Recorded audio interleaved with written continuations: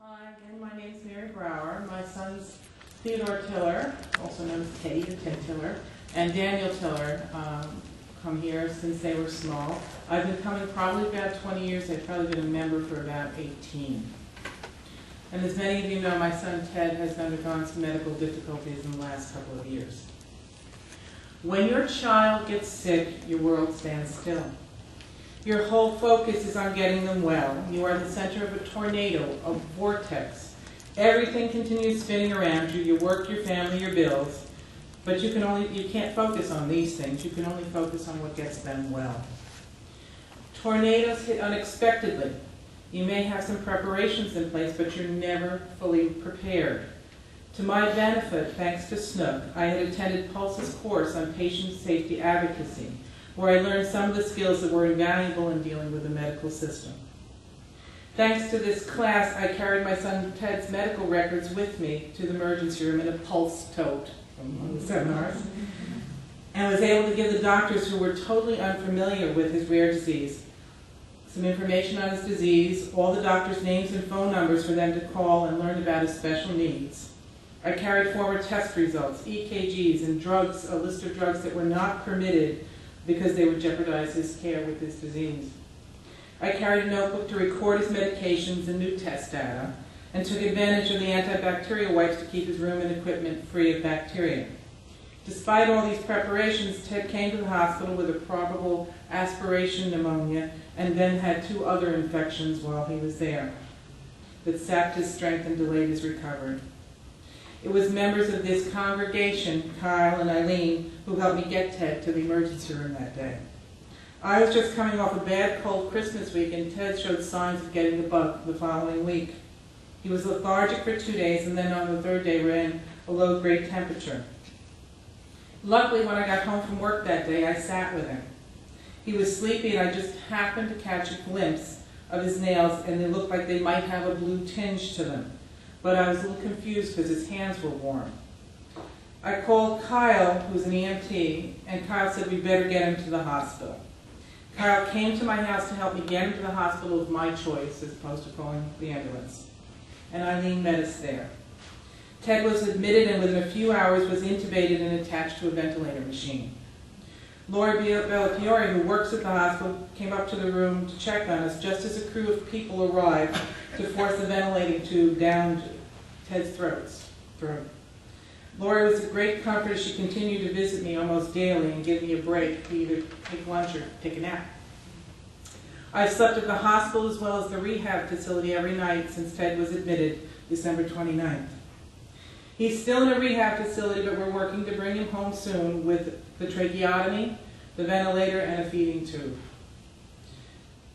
The majority of medical personnel mean well and do their job well, but because of the specialization of their roles, staff shortages, breakdowns in communication, and lack of continuity of who they are assigned to, there's no consistency in care.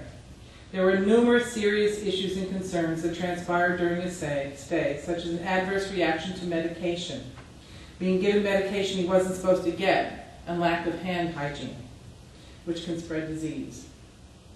I would have to say that between the hospital and the rehab center, there have probably been a dozen incidences or more affecting his recovery and or safety, and as many as 3 in one day.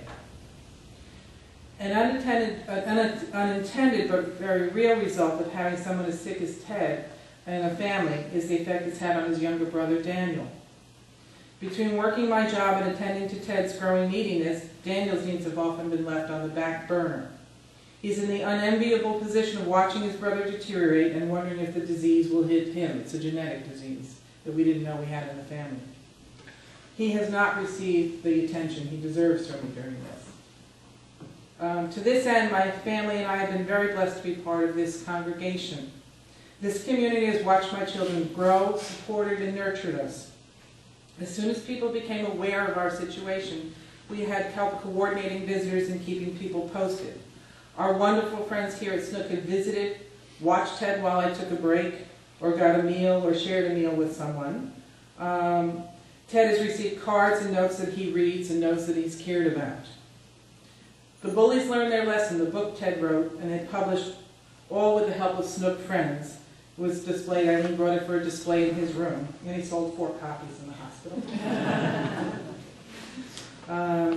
I also brought in the wonderful quilt that Lisa Belillo put together that was made at the fundraiser for the United Mitochondrial Disease Foundation last February, with little sayings on each of the squares. And Ted, even before he went to the hospital, would like to take it and finger it and read the sayings over and over again. And people would come in and admire it. Ted likes to reread and reread the wonderful things people wrote for him. His rehab room is covered with the cards, balloons, gifts that people from our congregation abroad are sent. Our minister, Catherine Torpy, has visited both Ted and me on numerous occasions. Not only have people expressed their concern for Ted, but also for me and my well-being, urging me to take care of myself too. We've had numerous visitors. While we were at the hospital, though, a little side story, we were visited by the hospital chaplain. She came the first day and gave me her business card, and of course I was in the middle of the vortex, so I stuck it in my pocket. I never looked at it. When she came back later in the week, she introduced herself again as a chaplain. Thinking she was of the Catholic faith, I said, I have to tell you, I'm a Unitarian Universalist. She said, so am I. I belong to the Shelter Rock congregation. Turns out that she had met Ted 2 weeks early at a musical service held there, that Ken Schneider, who's been helping me with Ted, had taken him to. She had bought his book, and when she saw it displayed in the hospital room, knew exactly who he was when she'd come through earlier in the week. All of this care, concern, and support is very appreciated and is also part of the advocacy services encouraged by Pulse for safe, quality care and to promote good outcomes on patients. This support, part of the family-centered patient advocacy services being taught here at Snook by Pulse, is one of the things I believe helped me through this and a good reason to be celebrating Patient Safety Awareness Week. Looking back over it, I don't know how people survive this type of crisis alone. We are very thankful and feel very blessed to have all of you in our corner. We want to thank you again. I want to express my special thanks to Eileen Karina and Kyle Schuschler, not just for all their recent help, but supporting me and Daniel through the last 2 years of Ted's illness and being there for Ted every minute they could. Thank you so much.